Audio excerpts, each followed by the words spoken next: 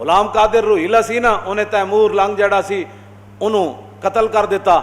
قتل کرن تو بعد اودی اکھاں وچ انہیں خنجر پھیرے, پھر اودیاں بچیاں نوں تے اودے رشتہ داراں نوں تے اودے جناب بہواں نوں ساریاں نوں بلا کے کہن لگا میرے سامنے نچو. نالے اودے پیو مار دیتا, نالے اودے خاندان نوں بلایا تے ان بچیاں نوں کہیا تسی میرے سامنے نچو.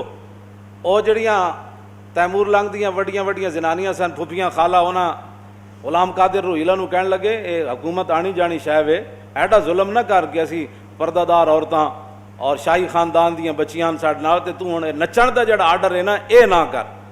اقبال کہندا روہیلا کس قدر ظالم جفاجو کینہ پرور تھا, نکالی شاہ تیمور کی آنکھیں نوکے خنجر سے, پھر دیا آل حرم کو رقص کا فرما ستم کرنے, یہ انداز ستم کچھ کم نہ تھا آثار معاشر سے, رکھا خنجر کو آگے اور پھر کچھ سوچ کر لیٹا, تقاضا کر رہی تھی نیند گویا چشم اخمر سے, پھر اٹھا اور تیموری حرم سے یوں کہنے لگا کہ شکایت چاہیے تم کو نہ کچھ اپنے مقدر سے, میرا مسند پہ سو جانا بناوٹ تھی تکلف تھا کہ غفلت دور ہے شان صف آرایان لشکر سے, یہ مقصد تھا میرا کہ کوئی تیمور کی بیٹی مجھے غافل سمجھ کر مار ڈالے میرے خنجر سے, لیکن یہ راز آخر کھل گیا سارے زمانے پر کہ حمیت نام تھا جس کا وہ گئی تیمور کے گھر سے. میں حمیت دی گل کر رہا, حمیت. ہماری قوم بڑی جذباتی ہے, کیوں جی؟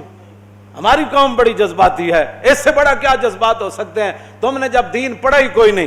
اقبال کہندا تا کجا بے غیرت دین زیستن, اقبال کہندا ہے تا کجا بے غیرت دین زیستن, اے مسلمان مردن است ای زیستن. اقبال کہندا اوے مسلمانہ کدوں تک تو غیرت دینی تو بغیر زندہ رہیں, تا کجا بے غیرت دین زیستن. اقبال کہندا دینی غیرت تو بغیر کدوں تک تو زندہ رہے گا, اے مسلمان مردہ نست ای زیستن. اقبال کہندا اے زندگی کوئی نہیں, اے تے مردہ پن نے جڑا تو زندہ رہ رہا. اقبال کہندا اے غیرت دینی تو بغیر تساں دا دین نو دیس نکالت دین واسطے تے تیار بیٹھے ہو, لبیک دے خلاف تسی دن رات پروپیگنڈا کردے ہو, ٹی ویاں والے نو تساں آرڈر کیتے ہوئے کہ انہاں دی کوئی خبر نہیں دکھانی, انہاں دا کوئی وڈے تو وڈا مجمع ہوئے تے نہیں دکھانا. جدوں تسی دین دی غیرت تسی قوم دے اندروں بھی کٹ دیتی, اب روڈوں پر کھڑا ہوں, یہ تو دنیا کا انوکھا احتجاج ہے نا جی, کیوں جی؟ ہاں جی. ادھر مکہ مکرمہ میں حملہ ہوا قبیلہ بنو خزاعہ پر, انہوں نے رسول اللہ کو پکارا تو حضور نے یہ تو نہیں نہ فرمایا کہ کل ہم مدینے کے چوراہے میں کھڑے ہو کر سارے غلام آ جاؤ تے نعرے لاؤ تسی یہ تھے کھڑے ہو کر کہ ہمیں نامنظور ہے قبیلہ بنو کنانہ نے جو زیادتی کی ہے مکے میں, 400 کلومیٹر کا سفر ہے, ہم یہاں سے ان سے جنگ چھیڑ دیں. قبیلہ بنو خزاعہ والے تو حضور کے حلیف ہی تھے نا, کلمہ تو انہوں نے نہیں پڑھا تھا, لیکن کہا حضور ہم نے آپ کے ساتھ رہنا ہے, نفع نقصان ہمارے آپ کے ساتھ ہے. لیکن جب ان پر حملہ ہوا تو انہوں نے رسول اللہ کو پکارا آدھی رات کے وقت, حضور وضو فرما رہے تھے, آپ نے فرمایا لبیک لبیک لبیک, فرمایا نصرتا نصرتا نصرتا, 3 بار حضور نے فرمایا تیری مدد ہونے والی, میں آ رہا. یہ ایک انوکھا احتجاج ہے, ایٹم بم ہوتے ہوئے, دنیا کے بہترین ساز و سامان جنگی ہوتے ہوئے, تو اپنے ہی روڈوں پر کھڑے ہو کر احتجاج کر رہے ہیں. کس سے؟ جو کشمیر کے اندر خون بہا رہا ہے, جو بچیوں کی عصمتیں لوٹ رہا ہے, اور جو بوڑھے اور جوانوں کو قتل کرنے کے بعد ان کے اعضاء کاٹ رہے ہیں, ان کے لیے اپنے روڈوں پر کھڑے ہو کر احتجاج کر رہے ہیں. قوم جناب جہاں اشارے ہیں وہ اشاروں پر کھڑی ہو جائے, کیا کہ ہم کیا جی اب کیا بات کی جائے مولانا. حمیت نام تھا جس کا وہ گئی تیمور کے گھر سے. غلام قادر روہیلا کہنے لگا, وہ جدوں کڑیاں نو سامنے بٹھا لیا نا, انہیں کہا نچو نہیں میرے سامنے بیٹھو, سامنے بیٹھا نا تو اپنا خنجر لا کے انہیں میز ہوتے رکھ دیتا, پھر انج پیچھے ٹیک لا کے تے سو گیا. سونا انہیں کی سی, انج اکھاں بند کر دیتیاں, پھر اٹھا اور تیموری حرم سے یوں کہنے لگا کہ شکایت چاہیے تم کو نہ کچھ اپنے مقدر سے, میرا مسند پہ سو جانا بناوٹ تھی تکلف تھا کہ غفلت دور ہے شان صف آرایان لشکر سے. وہ کہنے لگا جلیاں ہوئی ہو, میں ستیا کوئی نہیں سی, دشمن دے سامنے خنجر رکھ کے کوئی سوندا کوئی نہیں ہوندا, لیکن یہ مقصد تھا میرا کہ کوئی تیمور کی بیٹی مجھے غافل سمجھ کر مار ڈالے میرے خنجر سے. کہنے لگا میرا یہ مقصد سی کہ اگر تہاڈے اندر کوئی حمیت اور غیرت ہوندی نا, ہوندیاں تسی تیمور دیاں بیٹیاں جویں اودے وچ غیرت سی تو تساں اتنی دیر جو خنجر چک کے مینوں ذبح کر دینا سی. لیکن یہ راز کھل گیا آخر سارے زمانے پر کہنے لگا یہ خنجر میں نے رکھا اور پھر اٹھا کے تم ایسے کانپ رہی تھی تو میں دنیا کے اندر یہ راز کھل گیا کہ حمیت نام تھا جس کا، وہ گئی تیمور کے گھر سے. کہنے لگا حمیت اور غیرت جو تھی نا وہ تیمور کے گھر سے گئی ہے تو غلام قادر روہیلا اس پر قابض ہوا ہے. تو ہمارے پاس تو ساری چیزیں موجود ہیں. تم فوج کو کہو کہ جناب پوری قوم آپ کے ساتھ کھڑی ہے، آپ صبح 6 بجے کا ان کو جناب ایک اعلان دے دیں. انہوں نے کہا بس بھائی 6 بجے کے بعد سری نگر سے کرفیو نہ ہٹایا گیا اور فوج اور سارے گنڈے ہندو واپس نہ گئے تو پھر 6:01 پر پاکستانی فوج مقبوضہ کشمیر میں داخل ہو جائے گی.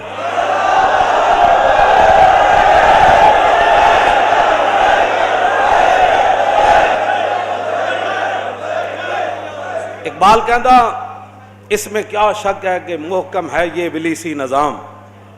اقبال رویا، کہنے لگا اس میں کیا شک ہے کہ محکم ہے یہ ابلیسی نظام اور پختہ تر اس سے ہوئے خوئے غلامی میں عوام.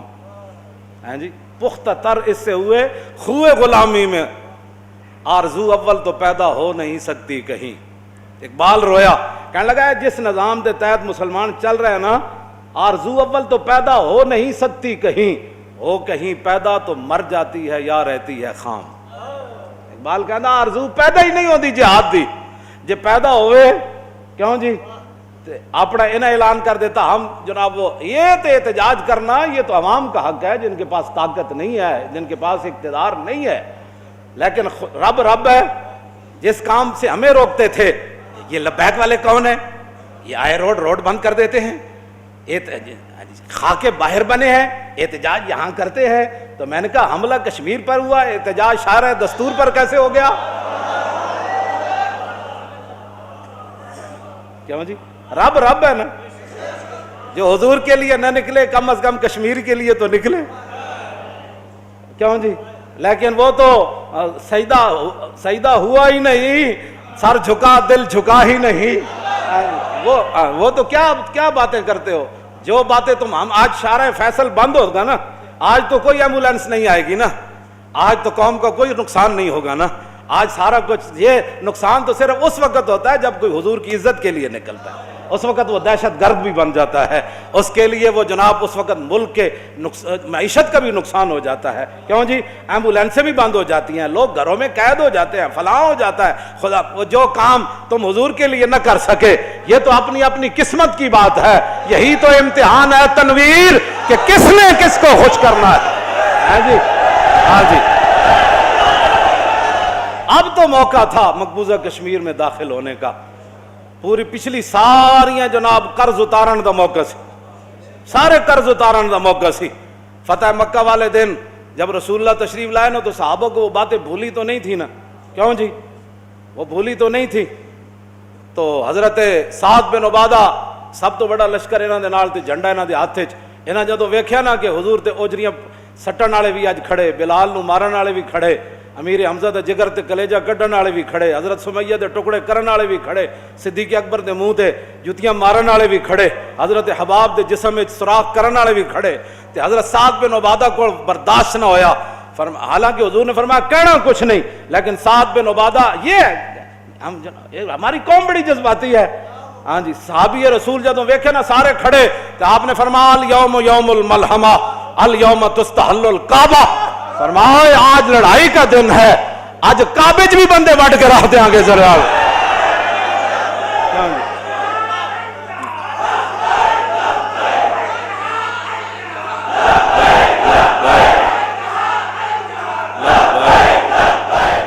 ارتجت آل مکہ تھا حدیث پاک دے الفاظن جدو سعد بن عبادہ ایک گل کی تھی نا کہ الیوم یوم الملحمہ الیوم تستحل الکعبہ. فرمایا آج لڑائی والا دن ہے، آج نبی الملاحم تشریف لا رہے ہیں، آج جنگوں والے نبی تشریف لا رہے ہیں، آج لڑائی والا دن ہے. تو آج کعبے بھی اسی بندہ کوئی نہیں چھڑنا. ہاں جتھے جوں مارن دی اجازت نہیں آ جاتی تو بندے وڈ دینے. تو کیوں جی؟ اس ایک گل نال پڑھیا ہوندا دین تے پھر نہ. کیوں جی؟ پڑھیا ہوندا دین تے پھر نہ.